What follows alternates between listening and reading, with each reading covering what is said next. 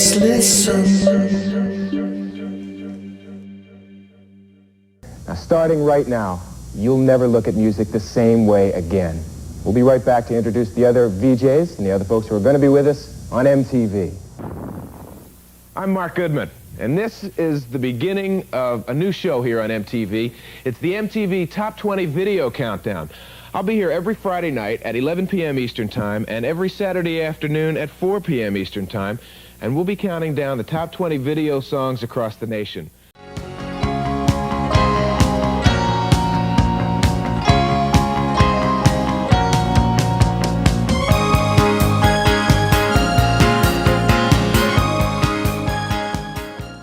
Hi everyone, and welcome back to Man on the Street. We are back again this year at the 80s Cruise. 80s Cruise 2024.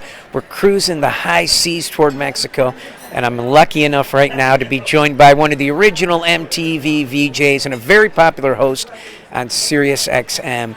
It is Mr. Mark Goodman. Mark, thanks for joining me today on Man on the Street. How are you? Doing all right. Happy to be here. So Mark, it's 1981, August, and the rocket ship is blasting off the platform, and then there's the moon man spiking down the MTV flag on the moon. And then I believe it was you, they showed the image of you welcoming us into MTV. Were you the first VJ to talk on MTV, or the first person? I wasn't the first person that spoke. It was my show that was first. The first person who spoke was a guy named John Lack, who was a senior VP at Warner. Yeah. It was Warner Communications and American Express that owned MTV to begin with. He was the first voice. I got to keep it honest here. So Mark, you're a radio guy. You're born in Philadelphia, went into radio there, and then you got the MTV job. But most of the people that I talked to, that grew up then or were young adults, loved how MTV started out like a radio station. I mean, it was videos and then music news and then more videos, just like a radio station. And I remember being in high school or middle school and saying to the counselor, "Oh, can I have a pass to go home? I don't feel well." And all I was doing was going home and putting on MTV because you could just see videos all day long. So did you like that format? I mean, obviously it went away, and I think people still yearn for those days of when MTV was like a radio station. I've been saying for years that I'm sorry, MTV is to blame for reality television. I apologize. We unleashed that kraken. I went to MTV because I loved music. I went to MTV. I was working in New York radio at a New York radio station, which it's the number one market and the number one rock radio station in the market. I quit because I didn't like what I was playing, and I was looking for what I used to call the next underground. And I went to MTV because we played music and because there was a hope that we would be playing newer music and new artists and really kind of pushing beyond what rock radio had become in 1979 and 80. The first couple years, you see some clips of that on YouTube, and it's very interesting. And I was wondering, do you think that there would be an audience if they broadcasted MTV for like the first original week or month and just change the commercials, obviously, to pay the bills, but just put that out there? Do you think they would have an audience? Do you think that would ever happen? Well, I'll say this. I think the actual air shifts, or each of our air shifts, they don't even exist anymore. There was no reruns on MTV. We did our shows, and that was it. They were done. Yeah. We never repeated anything. The special programming, special shows, interviews, whatever, those kinds of things, yeah, we repeated those, but our air shifts were never repeated. There was, I just don't think that there's any, that the company has any. And you may have noticed, MTV is well over 40 at this point. We're going 43 years. And at this point, they don't really want to look back. So there'd be no point for them to play that old stuff. Plus, not to mention all of the, the legal, all of the legal ramifications of, paying for the music and so on, So it ain't going to happen. Mark, you started in radio in Philadelphia in the 70s, but in 1980 you moved to New York and took a job as a DJ, a host, at one of the #1 rock stations in the country, WPLJ. And I read you had the night shift, like 10 p.m. to 2 a.m., and it made me think of like American Graffiti and Wolfman Jack. People would come visit him in the studio all night, be driving around, or people calling into him.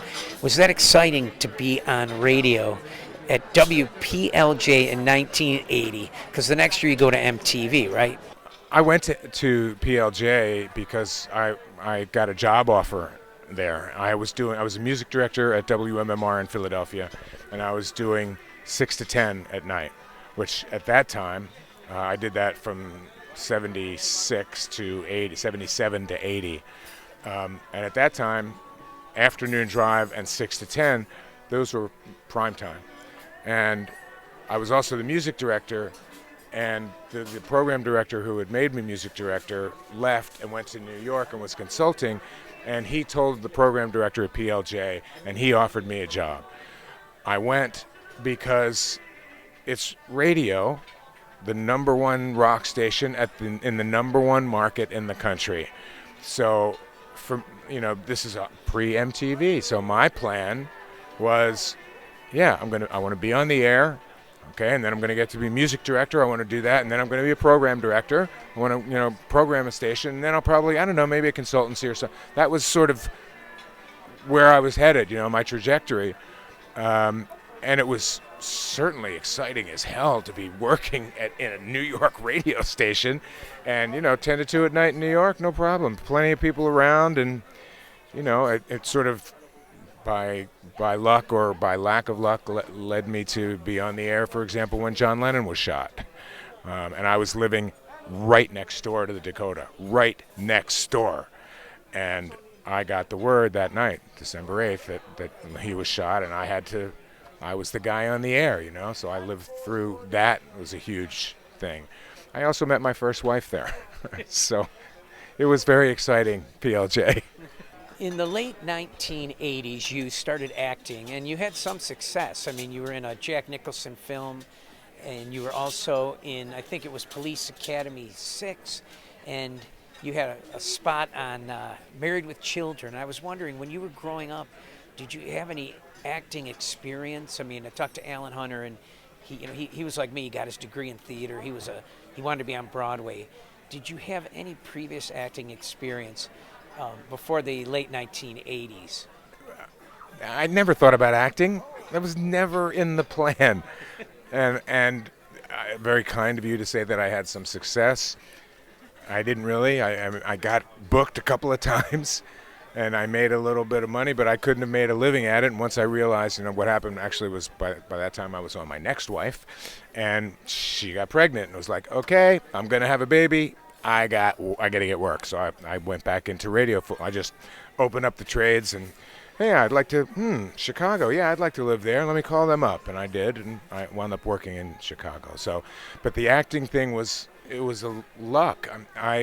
Before I left MTV, I was invited to, the first thing that happened was I was invited to be in a movie that had the story by Mick Jagger, and I played myself, and it was fun, and I was like really enjoying it, and I thought, oh well, this could be cool, I could do this. So through the director of that movie, I was recommended to a voice coach, to an acting coach. And I started going, and it was fun. So then I started to think, well, I could do this. I would never really, I wasn't looking to be, Richard Gere or something. All I thought, if I get 3 crappy movies a year, and I'm like, I'm also appearing, and I get $100,000, $75,000, whatever. I can live on that and give me 3 of those a year. That's fine. Even that didn't work out. So there you go. I listen to you a lot on Sirius Radio. You do a great job on there. I've been listening to you for a long time. I used to listen to you and Alan Light on the Volume station, and then, of course, 80s on 8 I listen to you, Nina, and Alan all the time. And then Classic Rewind is you and Alan. Alan in the morning I listen to while I'm working, and then you in the afternoon. You're on about 3 o'clock, and I have to toggle between you and Richard Blade on First Wave. But I do listen to you a lot on that station. And toward the end of last year, you interviewed Mick Jagger about the new Stones album. And I was just wondering, at this stage of the game, because you've interviewed like David Bowie and some big people, but at this stage of the game, do you get a little nervous interviewing a Mick Jagger? Or is it just like, bring it on, because it's an old hat for you? By the way, that was a great interview. Yes, of course. It's fucking Mick Jagger. Of course. I mean, having said that, he asked for me.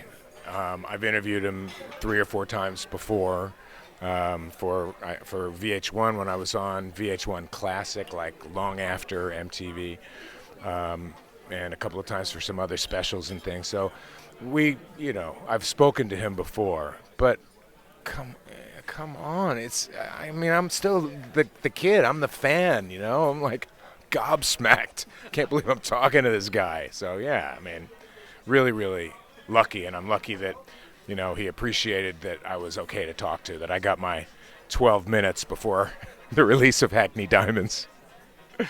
But I'll add, I did get invited to the club show that the Stones did downtown at a club in New York, which was one of the highlights, not only of my career, but my life. To see the Rolling Stones, like as far away as I am from you right now, that's where Mick and Keith were, in a club playing.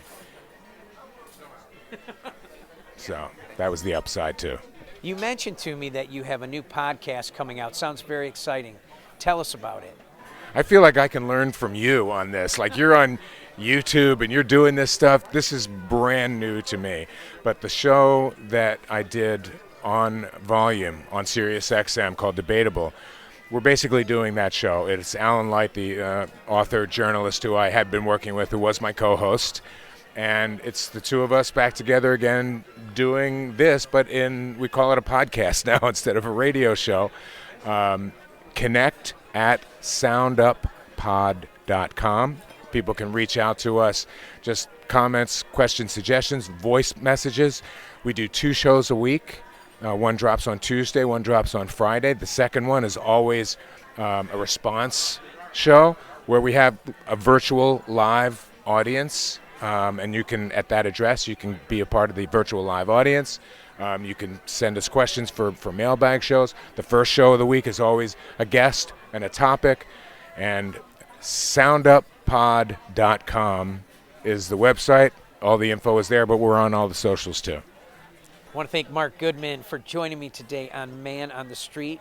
Tune in to him on Sirius. He's on 80s on 8 and Classic Rewind. He does a great job. And, of course, his new podcast.